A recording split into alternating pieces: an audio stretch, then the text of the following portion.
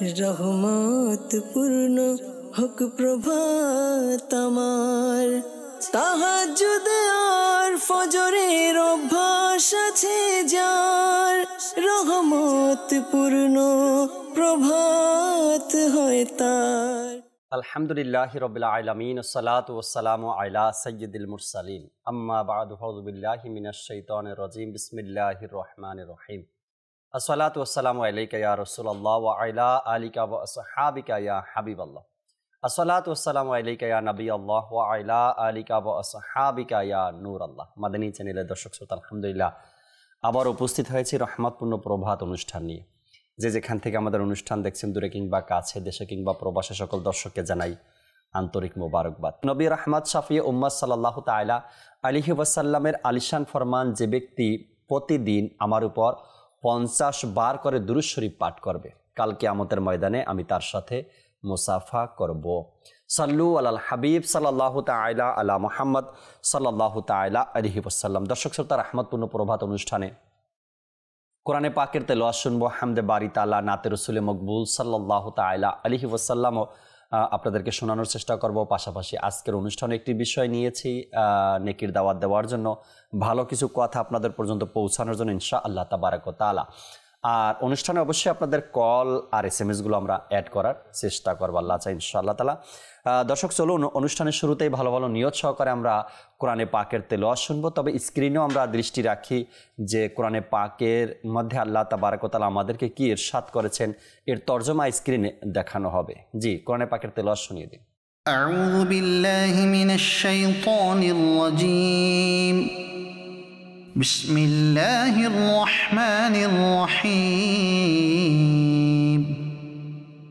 إذ أرسلنا إليهم اثنين فكذبوهما فعززنا بثالث فقالوا إنا إليكم مرسلون. قالوا ما